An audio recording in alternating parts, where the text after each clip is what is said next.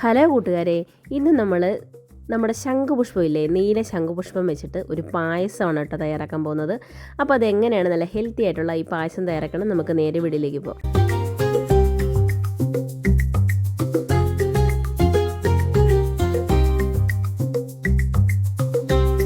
അപ്പോൾ ശംഖുപുഷ്പം പായസം തയ്യാറാക്കാനായിട്ട് തുടങ്ങാം. അതിനായിട്ട് ഞാനിവിടെ ഒരു 25 അത്രയും ശംഖുപുഷ്പം എടുത്തിട്ടുണ്ട് കേട്ടോ.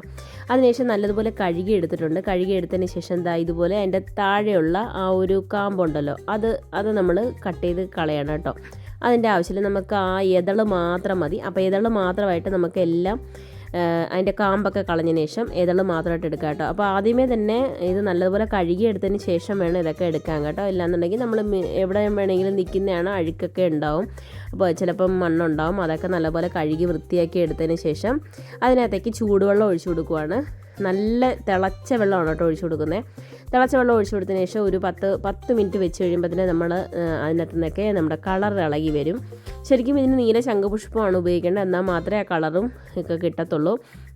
അപ്പോൾ ഈ കുട്ടികൾക്കൊക്കെ കൊടുക്കാനാണെങ്കിൽ നല്ല കളർഫുള്ളായിട്ട് കൊടുക്കുമ്പോൾ കുട്ടികളങ്ങ് കഴിച്ചോളും. ശംഖുപുഷ്പം ഒരുപാട് ഗുണങ്ങളേറിയതാണെന്ന് എല്ലാവർക്കും അറിയാമല്ലോ അല്ലേ. അപ്പോൾ നമ്മൾ ഒരു 10 മിനിറ്റ് കഴിഞ്ഞപ്പോൾ നമ്മുടെ അതിനകത്ത് നിന്ന് കളറൊക്കെ ഇളകി വന്നിട്ടുണ്ട്. ഇനി നമുക്ക് അത് അങ്ങോട്ട് മാറ്റി വയ്ക്കാം. പിന്നെ ഇതിനകത്തേക്ക് ചേർക്കുന്നത്, ഞാനിവിടെ പായസം ഉണ്ടാക്കുന്നത് ചവ്വരി വെച്ചിട്ടാണ് പായസം ഉണ്ടാക്കുന്നത്. എന്തിനാണ് ഈ ചവ്വരി വെച്ചിട്ട് പായസം ഉണ്ടാക്കുന്നതെന്ന് വെച്ചാൽ, ചവ്വരിയാണ് നല്ല കളറായിട്ട് അതിനകത്തോട്ട് പിടിച്ച് കിട്ടുക. അരി വേണമെങ്കിൽ നിങ്ങൾക്ക് എടുക്കാം. അരി വേവിച്ചതിന് ശേഷം ഒന്നുകൂടെ നമ്മുടെ ശംഖുപുഷ്പത്തിൻ്റെ വെള്ളത്തിലിട്ട് വേവിച്ചെടുക്കണം കേട്ടോ. അപ്പോൾ ഞാനിപ്പോൾ ഇവിടെ ചവ്വരി വെള്ളത്തിൽ കുതിർത്തത് മാറ്റി വെച്ചിട്ടുണ്ട്. പിന്നെ ഒരു പാൻ ചൂടാക്കാൻ വേണ്ടി വെച്ചതിന് ശേഷം അതിനകത്തേക്ക് അണ്ടിപ്പരിപ്പും മുന്തിരിയും വറുത്തെടുക്കണം കേട്ടോ. നെയ്യ് ഒഴിച്ചതിന് ശേഷം അതിനകത്തേക്ക് അണ്ടിപ്പരിപ്പും മുന്തിരിയും കൂടി വറുത്തെടുത്ത് മാറ്റി വയ്ക്കാം. നിങ്ങളുടെ കയ്യിൽ അവൈലബിൾ ആയിട്ടുള്ള കിസ്മിസ് ആണെങ്കിലും എന്താണെങ്കിലും അതിനകത്തേക്ക് ഡ്രൈ ഫ്രൂട്ട്സ് ആണെങ്കിലും ചേർത്ത് കൊടുക്കാം കേട്ടോ. അതേ നെയ്യിലോട്ട് തന്നെ നമ്മൾ കുതിർത്ത് വെച്ചിരിക്കുന്ന നമ്മുടെ ചവ്വരിയും കൂടി ചേർത്ത് കൊടുക്കുന്നുണ്ട്. ചവ്വരി 2 രീതിയിലും കിട്ടും. ചെറിയ ചവ്വരിയും കിട്ടും, വലിയ ചവ്വരിയും കിട്ടും. ഞാനിവിടെ ചെറിയ ചവ്വരിയാണ് കേട്ടോ എടുത്ത് കൊടുത്തിരിക്കുന്നത്. അപ്പോൾ ചവ്വരി ആദ്യമേ തന്നെ കഴുകിയതിന് ശേഷം വെള്ളത്തിൽ കുതിർക്കാൻ വേണ്ടി ഇട്ട് കൊടുക്കുക കേട്ടോ. അപ്പോൾ അതിനുശേഷം ഇവിടെ ചവ്വരി നെയ്യിലിട്ട് ഒന്ന് വഴറ്റിയതിന് ശേഷം അതിനകത്ത് നമ്മൾ ശംഖുപുഷ്പത്തിൻ്റെ വെള്ളം ഒഴിച്ചു കൊടുക്കുകയാണ്.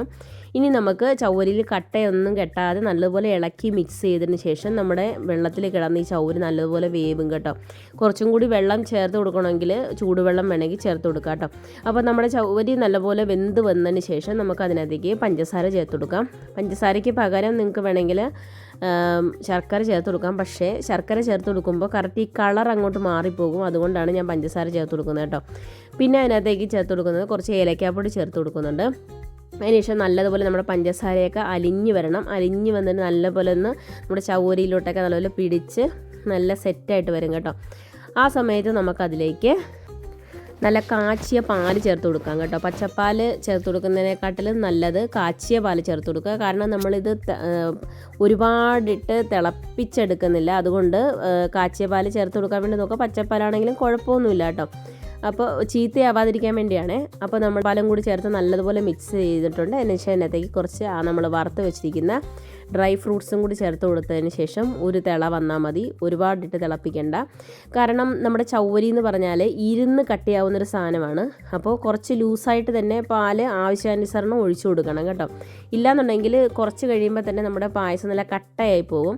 അപ്പോൾ അത്രയേ ഉള്ളൂ, നമ്മുടെ ചവ്വരി ശംഖുപുഷ്പം പായസം ഇവിടെ റെഡി ആയിട്ടുണ്ട്. വളരെ ടേസ്റ്റിയാണ്. കുട്ടികൾക്കൊക്കെ ഈ കളർ കാണുമ്പോൾ വളരെ ഇഷ്ടപ്പെടും, പെട്ടെന്ന് തന്നെ കഴിക്കുകയും ചെയ്യും കേട്ടോ. അപ്പോൾ എല്ലാവർക്കും വീഡിയോ ഇഷ്ടപ്പെട്ടെന്ന് വിചാരിക്കുന്നു. ഇതുപോലുള്ള പുതിയൊരു വീഡിയോ ആയിട്ട് വരുന്നതിനും വരെ thanks for watching. Thank you. By.